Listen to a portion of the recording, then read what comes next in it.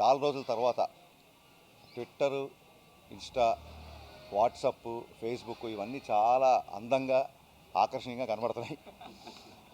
ఇది mass cinema కదా, ఓవర్సీస్లో కొంచెం లేట్గా రిపోర్ట్ వస్తుంది, అందరూ చూసి ఫ్యామిలీస్. ఎందుకంటే ఓవర్సీస్లో కూడా mid of the week release అయిన సినిమా. జనరల్గా సాటర్డే సండే వీకెండ్స్కి కానీ ఫ్యామిలీస్ అందరూ వచ్చి చూడరు. సో ఒక మాస్ ఎంటర్టైనర్ ఓవర్సీస్లో నాకు ఒక 2-3 డేస్ తర్వాత టాక్ వస్తుంది అనుకున్నాను. బట్ ఈ ఏ టు జెడ్ అని మేము అంటే ఆబాల గోపాలం చూసే సినిమా అని మొత్తం ఫ్యామిలీ ఎంటర్టైనర్ అని ఏ రకంగా అయితే మేము ఏం చేసామో, నిన్న నైట్ అప్పటి నుంచే ఎలాగూ నైట్ షోస్ ఇక్కడ లేవు కాబట్టి మార్నింగ్ ఒక 4 నుంచి 5 నుంచి ఆంధ్రాలో షోలు పడ్డాయి. ఇక్కడ 7:30 7:45 ఇక్కడ షోలు పడ్డాయి.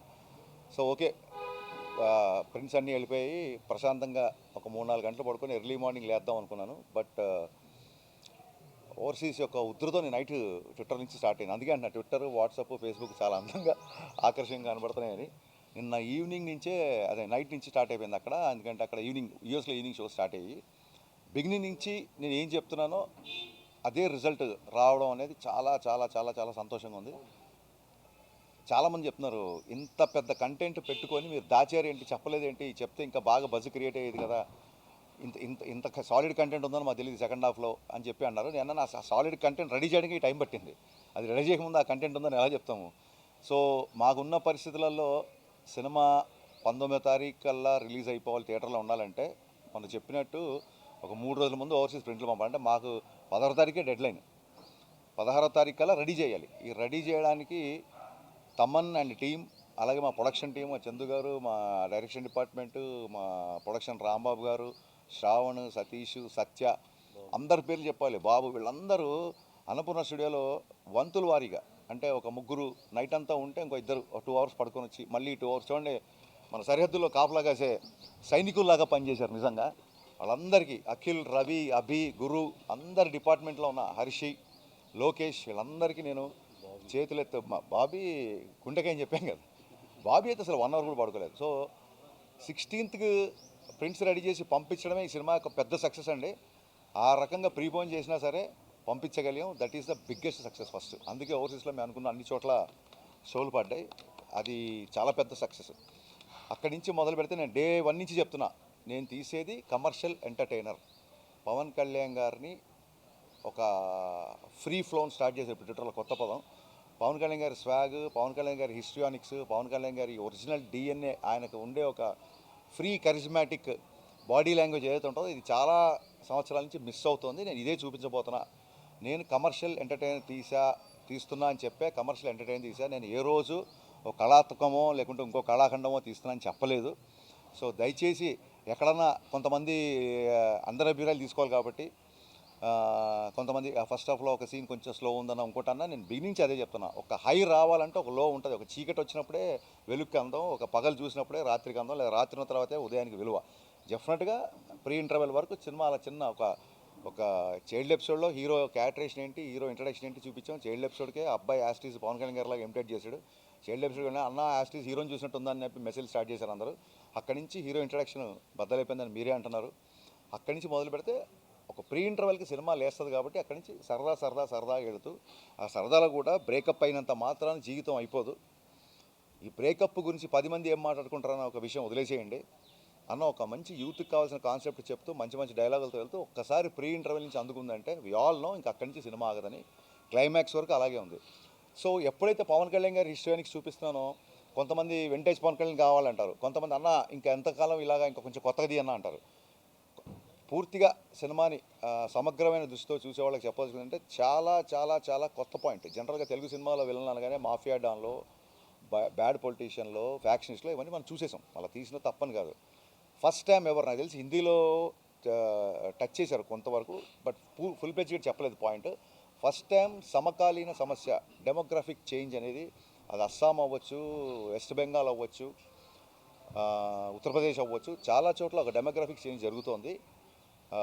ఇల్లీగల్ ఇమిగ్రెంట్స్ యొక్క ఎఫెక్ట్, దాని మూలంగా మన మన మన పౌరుల నుంచి మిస్ అయిపోతున్న ఆధార్ కార్డులు, మన దగ్గర నుంచి మిస్ అయిపోతున్న ఓటర్ ఐడి కార్డులు, ఇలాంటివి ఎలా జరుగుతాయి మీరు పేపర్లో చూడండి, యూట్యూబ్లో చూడండి. ఈ తాలూకు సమస్య అనేది తీవ్రత ఉంది కాబట్టి దీన్ని మేము టచ్ చేసాం. It is a very very very contemporary and అందరం కాన్షియస్గా ఉండాల్సిన సమస్య. ఈ సమస్యని ఇందులో డిస్కస్ చేయాల్సి వచ్చింది. అట్ ద సేమ్ టైం ఎక్కడో మనందరం ఇండియన్స్, మనకు రీసెంట్గా జరిగిన పరిణామాలు ఎక్కడో మనని ఒక చిన్న బాధకు అసంతృప్తిగా గురి చేస్తాయి. కాబట్టి మన ఆడపడుచుల నుది తిలకం తీసిన సందర్భం మనం ఇటీవలే చూసాం. కాబట్టి ఎలాగూ డెమోగ్రఫిక్ చేంజ్ అనేది తీస్తున్నాం. కాబట్టి ఆ పాయింట్ కూడా చాలా గట్టిగా మొహమాటం లేకుండా క్యారెక్టరేషనే భగత్ సింగ్ అని ఉంది. ఏదో న్యూస్ వచ్చింది కాబట్టి చెప్పి అప్పటికప్పుడు క్లైమాక్స్లో పెట్టింది కదా. మీరు అబ్జర్వ్ చేస్తే సెకండ్ హాఫ్లో మన వాళ్ళే ఇద్దరు ఎంప్లాయీస్ ఊరికే అలా కూర్చొని రకరకాల న్యూస్లు మొబైల్లో చూసుకుంటూ జోకులు వేస్తూ సైనికుల గురించి అవగాహన మాట్లాడినప్పుడు భగత్ అనే క్యారెక్టర్ కోపం వస్తుంది. భారత్ మాతకి జై అనడం ఈ ప్రాబ్లం ఏంటో. సో భగత్ అనే క్యారెక్టర్స్ని చిన్నప్పటి నుంచి ఆర్క్ నుంచి చైల్డ్హుడ్ నుంచి క్లైమాక్స్ వరకు ఒక జాతీయతా భావంతో ఉన్న క్యారెక్టర్. అందుకు క్లైమాక్స్లో మామూలుగా బొట్టు పెట్టడం అనేది మన ఆడపడుచులు చేస్తారు. ఇప్పుడు మీరు హోటల్కి వెళ్ళినా ఎక్కడికి వెళ్ళినా క్రికెటర్స్కి వీళ్ళకి హోటల్లో లేడీస్ బొట్టు పెడతాం. ఆడపడుచులకి హక్కు ఉంటుంది మనకు బొట్టు పెట్టే హక్కు. అది తెలంగాణలో మంగళారతులు ఇచ్చిన దీపావళికి లేదా ఏదైనా శుభకార్యంకి వెళ్ళినా, ఒక జాబ్ ఇంటర్వ్యూకి వెళ్తున్నా, ఒక ఎగ్జామ్కి వెళ్ళినా అమ్మనో అక్కనో చెల్లినో బొట్టు పెడతారు. అలాంటి మన సోదరిమణులకి, మన అమ్మలది, మన సోదరులి, మన అక్కలది, మన చెల్లిది సింధూరం గురించి అంత పెద్ద ఇష్యూ జరిగి వాళ్ళకి అంత విషాదం వచ్చింది. కాబట్టి ఆ డైలాగ్ వచ్చింది. ఒక పెయిన్లోంచి, ఒక చిన్న కాన్షియస్ నుంచి వచ్చిన డైలాగు. బొట్టు పెట్టడం అనేది మా ఆడపడిచే సంప్రదాయం. కానీ ఒక మగవాడు బొట్టు పెడితే సరే ఎలా ఉంటుందో చూస్తావా, ఈ దేశపు మగాడు బొట్టు పెడితే ఎలా ఉంటుందో నువ్వు చూస్తావా అని ఈ పెయిన్ నుంచి వచ్చిన క్యారెక్టర్ ఇది. అప్పటికప్పుడు క్లైమాక్స్ లేదో పంచ్ డైలాగ్ గురించి రాసింది కాదండి. చైల్డ్హుడ్ నుంచి భగత్ సింగ్ క్యారెక్టర్కి అట్రాక్ట్ అయిన ఒక అబ్బాయి, అందరు ఊరికి అమ్మా నాన్న లేరు కాబట్టి అందరు చిన్నయ్య అని పిలుస్తుంటే తన గురువుని స్ఫూర్తిగా తీసుకొని, ఎలాంటి గురువు, పెళ్లి చేసుకోకుండా పిల్లల్ని కలకుండా కేవలం తన జీతాన్ని కూడా పనిలోకి వెళ్తున్న పిల్లలకి ఇస్తూ వాళ్ళని బడికి రమ్మంటే అలాంటి చాలామంది నేను న్యూస్లో చూస్తుంటా. ఒక ఐఏఎస్ ఆఫీసరు ట్రైబల్కి ఎగ్జామ్స్కి పాపం ప్యాంటు పై వరకు అలా చెక్కొని వాటర్లో ఒక నదిలో 3 కిలోమీటర్లు 4 కిలోమీటర్లు అక్కడ వాళ్ళకి పరీక్షలు నిర్వహించడం, వాళ్ళకి చదువు చెప్పడం, కొంతమంది డాక్టర్లు, కొంతమంది నర్సులు కరోనా టైంలో అక్కడికి వెళ్ళి వ్యాక్సిన్ వేయడం, ఒక ట్రైబల్ ఏరియాలో స్వచ్ఛందంగా. అంటే సినిమాలో ఎందుకు సెకండ్ హాఫ్ ఎంతమంది బాగుంది అంటారంటే క్యారెక్టర్స్ అన్ని చాలా ఉదాత్తంగా ఉంటాయి. కేసు రఘుమార్ క్యారెక్టర్ మీకు థ్రెట్ ఉంది, మీరు బయటికి వెళ్ళకండి, జనాల్లోకి వెళ్ళకండి అంటే జనాలకు వెళ్ళడానికి జనాలకు దగ్గరగా ఉండాలి కదా, వాళ్ళు పదవులు ఇచ్చారు మనకి, మనం వెళ్ళకపోతే ఎలా అనే ఒక క్యారెక్టర్. పల్లవి అనే ఫ్రెండ్ క్యారెక్టర్ ఒకటే రూమ్మేట్ అవ్వడం మూలంగా మిస్అండర్స్టాండింగ్తో తన బదులు నన్ను తీసుకొచ్చారు.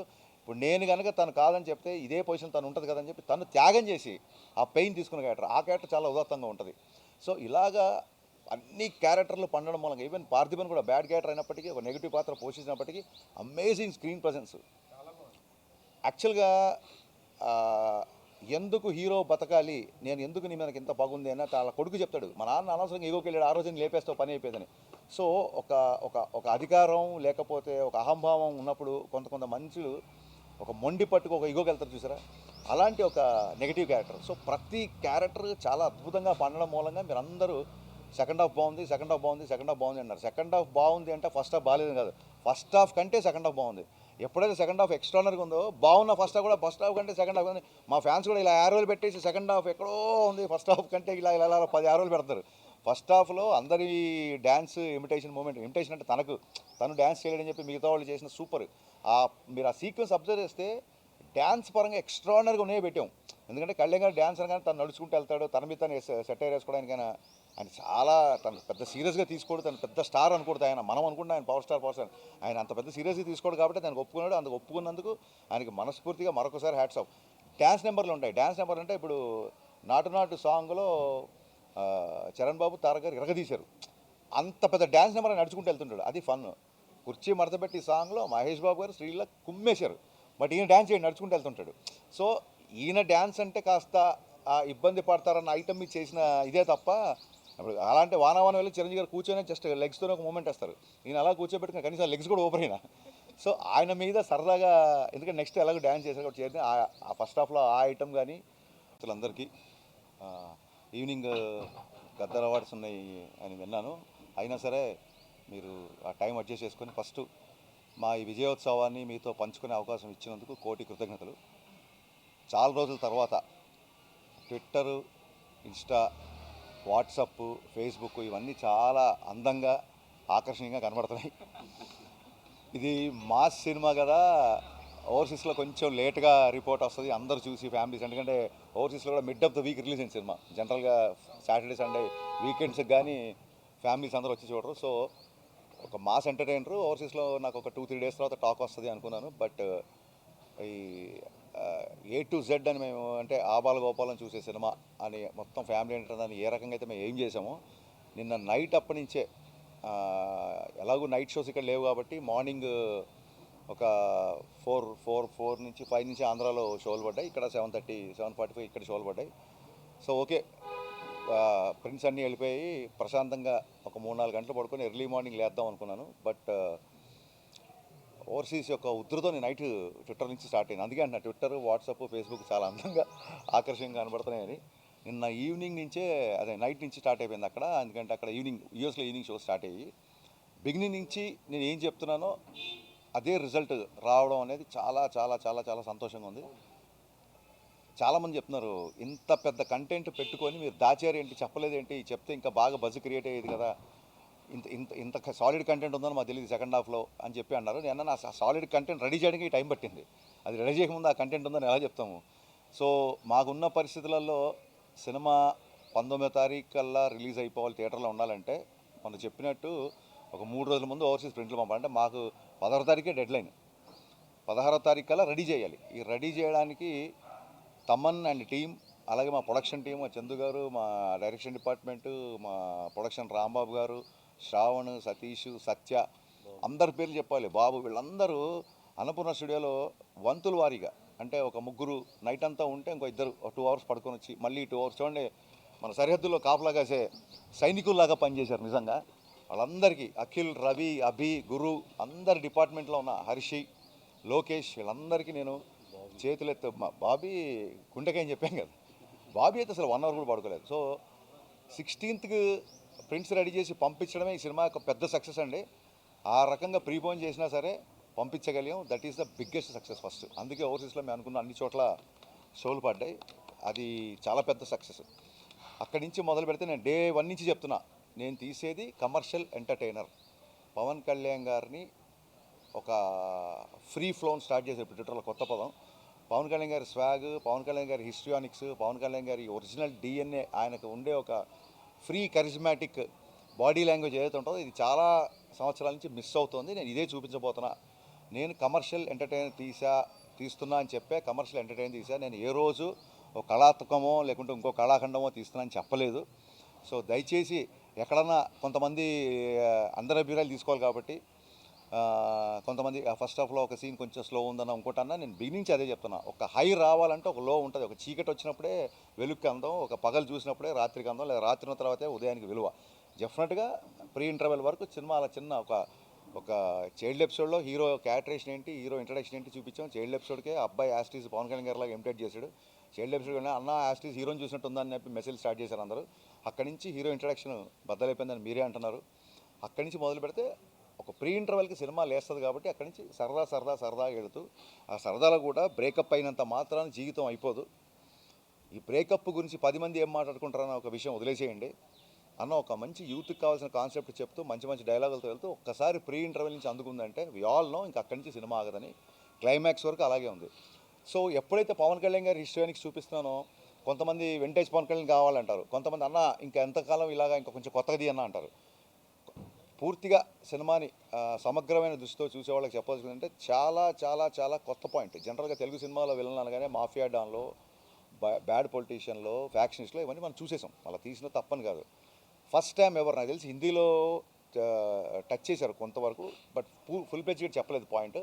ఫస్ట్ టైం సమకాలీన సమస్య డెమోగ్రఫిక్ చేంజ్ అనేది, అది అస్సాం అవ్వచ్చు, వెస్ట్ బెంగాల్ అవ్వచ్చు, ఉత్తరప్రదేశ్ అవ్వచ్చు, చాలా చోట్ల ఒక డెమోగ్రఫిక్ చేంజ్ జరుగుతోంది. ఇల్లీగల్ ఇమిగ్రెంట్స్ యొక్క ఎఫెక్ట్, దాని మూలంగా మన మన మన పౌరుల నుంచి మిస్ అయిపోతున్న ఆధార్ కార్డులు, మన దగ్గర నుంచి మిస్ అయిపోతున్న ఓటర్ ఐడి కార్డులు, ఇలాంటివి ఎలా జరుగుతాయి మీరు పేపర్లో చూడండి, యూట్యూబ్లో చూడండి. ఈ తాలూకు సమస్య అనేది తీవ్రత ఉంది కాబట్టి దీన్ని మేము టచ్ చేసాం. It is a very very very contemporary and అందరం కాన్షియస్గా ఉండాల్సిన సమస్య. ఈ సమస్యని ఇందులో డిస్కస్ చేయాల్సి వచ్చింది. అట్ ద సేమ్ టైం ఎక్కడో మనందరం ఇండియన్స్, మనకు రీసెంట్గా జరిగిన పరిణామాలు ఎక్కడో మనని ఒక చిన్న బాధకు, అసంతృప్తిగా గురి చేస్తాయి కాబట్టి మన ఆడపడుచుల మన ఆడపడుచుల నుది తిలకం తీసిన సందర్భం మనం ఇటీవలే చూసాం కాబట్టి, ఎలాగూ డెమోగ్రఫిక్ చేంజ్ అనేది తీస్తున్నాం కాబట్టి ఆ పాయింట్ కూడా చాలా గట్టిగా మొహమాటం లేకుండా క్యారెక్టరేషనే భగత్ సింగ్ అని ఉంది. ఏదో న్యూస్ వచ్చింది కాబట్టి చెప్పి అప్పటికప్పుడు క్లైమాక్స్లో పెట్టింది కదా. మీరు అబ్జర్వ్ చేస్తే సెకండ్ హాఫ్లో మన వాళ్ళే ఇద్దరు ఎంప్లాయీస్ ఊరికే అలా కూర్చొని రకరకాల న్యూస్లు మొబైల్లో చూసుకుంటూ జోకులు వేస్తూ సైనికుల గురించి అవగాహన మాట్లాడినప్పుడు భగత్ అనే క్యారెక్టర్ కోపం వస్తుంది. భారత్ మాతకి జై అనడం ఈ ప్రాబ్లం ఏంటో. సో భగత్ అనే క్యారెక్టర్స్ని చిన్నప్పటి నుంచి ఆర్క్ నుంచి చైల్డ్హుడ్ నుంచి క్లైమాక్స్ వరకు ఒక జాతీయతా భావంతో ఉన్న క్యారెక్టర్.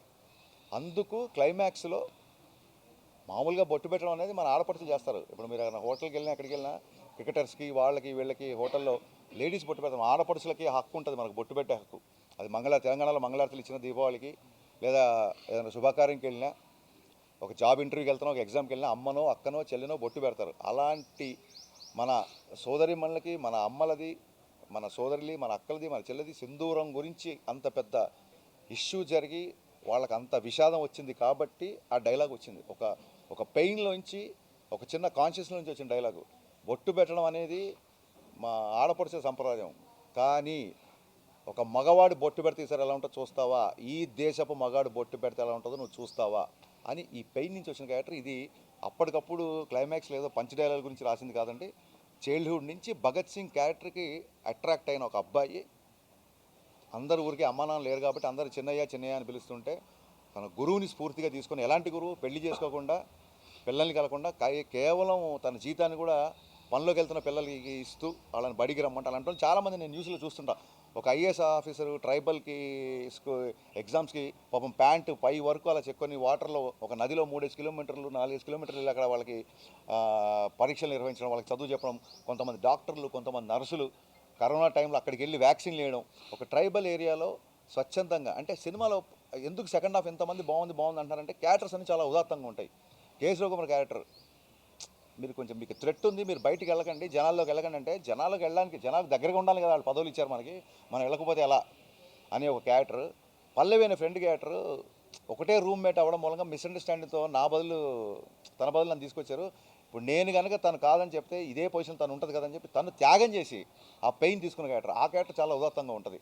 సో ఇలాగా అన్ని క్యారెక్టర్లు పండడం మూలంగా ఈవెన్ పార్థిబన్ కూడా బ్యాడ్ క్యారెక్టర్ అయినప్పటికీ, ఒక నెగిటివ్ పాత్ర పోషించినప్పటికీ అమేజింగ్ స్క్రీన్ ప్రజెన్స్. యాక్చువల్గా ఎందుకు హీరో బతకాలి, నేను ఎందుకు నీ మనకి ఇంత బాగుంది అని వాళ్ళ కొడుకు చెప్తాడు. మా నాన్న అనవసరంగా ఈగోకి వెళ్ళాడు, ఆ రోజున లేపేస్తావు పని అయిపోయిందని. సో ఒక అధికారం లేకపోతే ఒక అహంభావం ఉన్నప్పుడు కొంత మనుషులు ఒక మొండి పట్టుకు ఒక ఈగోకి వెళ్తారు చూసారా, అలాంటి ఒక నెగిటివ్ క్యారెక్టర్. సో ప్రతి క్యారెక్టర్ చాలా అద్భుతంగా పండడం మూలంగా మీరు అందరూ సెకండ్ హాఫ్ బాగుంది అన్నారు. సెకండ్ హాఫ్ బాగుంది అంటే ఫస్ట్ హాఫ్ బాగాలేదు కాదు, ఫస్ట్ హాఫ్ కంటే సెకండ్ హాఫ్ బాగుంది. ఎప్పుడైతే సెకండ్ హాఫ్ ఎక్స్ట్రానర్గా ఉందో బాగున్న ఫస్ట్ హాఫ్ కూడా ఫస్ట్ హాఫ్ కంటే సెకండ్ హాఫ్ ఉంది. మా ఫ్యాన్స్ కూడా ఇలా ఆరోలు పెట్టేసి సెకండ్ హాఫ్ ఎక్కడో ఉంది ఫస్ట్ హాఫ్ కంటే ఇలా 10 ఆరోలు పెడతారు. ఫస్ట్ హాఫ్లో అందరి డ్యాన్స్ ఇమిటేషన్ అంటే తను డ్యాన్స్ చేయలేదని చెప్పి మిగతా వాళ్ళు చేసిన సూపర్. మీరు ఆ సీక్వెన్స్ అబ్జర్వ్ చేస్తే డ్యాన్స్ పరంగా ఎక్స్ట్రానర్గా ఉన్నాయో పెట్టాం. ఎందుకంటే కళ్యాణ్ గారు డ్యాన్స్ అనగానే తను నడుచుకుంటూ వెళ్తాడు, తన మీద తను సెటైర్ వేసుకోవడానికైనా ఆయన చాలా తను పెద్ద సీరియస్గా తీసుకోడు, తను పెద్ద స్టార్ అనుకోడు. మనం అనుకుంటున్నాం ఆయన పవర్ స్టార్ ఆయన అంత పెద్ద సీరియస్గా తీసుకోడు కాబట్టి తనకు ఒప్పుకున్నాడు. అందుకు ఒప్పుకున్నందుకు ఆయనకి మనస్ఫూర్తిగా మరొకసారి హ్యాట్స్ ఆఫ్. డ్యాన్స్ నెంబర్లు ఉంటాయి. డ్యాన్స్ నెంబర్ అంటే ఇప్పుడు నాటు సాంగ్లో చరణ్ బాబు తారక్ గారు ఇరగదీశారు. అంత పెద్ద డ్యాన్స్ నెంబర్ నడుచుకుంటూ వెళ్తుంటాడు, అది ఫన్. కుర్చీ మడతపెట్టి సాంగ్లో మహేష్ బాబు గారు శ్రీలా కుమ్మేశారు, బట్ ఈయన డ్యాన్స్ చేయండి నడుచుకుంటూ వెళ్తుంటాడు. సో ఈయన డ్యాన్స్ అంటే కాస్త ఇబ్బంది పడతారన్న ఐటమ్ మీద చేసిన ఇదే తప్ప, ఇప్పుడు అలాంటి వానవాన వెళ్ళి చిరంజీవి గారు కూర్చొని జస్ట్ లెగ్స్తో ఒక మూమెంట్ వేస్తారు, ఈయన అలా కూర్చోబెట్టుకుని కనీసం లెగ్స్ కూడా ఓపెన్ అయినా. సో ఆయన మీద సరదాగా, ఎందుకంటే నెక్స్ట్ ఎలాగో డ్యాన్స్ చేశారు కాబట్టి చేసి ఆ ఫస్ట్ హాఫ్లో ఆ ఐటమ్ కానీ, అలాగే ప్రీ ఇంటర్వెల్ నుంచి స్టార్ట్ అయ్యే ఫైట్ కానీ, అండ్ చైల్డ్ ఎపిసోడ్, అలాగే అక్కడి నుంచి ఇంకా సెకండ్ హాఫ్ అయితే నాకు ఫ్యాన్స్ అందరూ, నేను ఒక అబ్బాయి కళ్ళమ్మ నీళ్ళు పెట్టుకుని ఎప్పుడు తొలి ప్రేమన్నా ఎక్కడ టచ్ చేసేవన్నా అమెరికా నుంచి అర్జెంట్గా హైదరాబాద్ వచ్చి మళ్ళీ సినిమా చూడాలి ఉందన్న థియేటర్లో అని తెగ ఫీల్ అయిపోయాడు. సో తొలి ప్రేమ సాంగ్ వచ్చే సందర్భం, అలాగే దేక్లేంగే సాంగ్ లాస్ట్ సాంగ్ అవ్వడం, అండ్ కళ్యాణ్ గారి స్వాగ్, కళ్యాణ్ గారి డైలాగ్, నేను ఇవే టార్గెట్గా పెట్టుకున్నా, ఇదే చూపిద్దాం అనుకున్నా. ఒకవేళ కళ్యాణ్ గారిని అద్భుతంగా చూపించడం కాకుండా ఇంకొక అద్భుతమైన కథ, ఇంకో అద్భుతమైన కళాఖండ నుంచి ఎవరైనా ఎక్స్పెక్ట్ చేసి ఉంటే దయచేసి క్షమించండి. నాకు ఇదే వచ్చు, ఇలాగే చేస్తాను.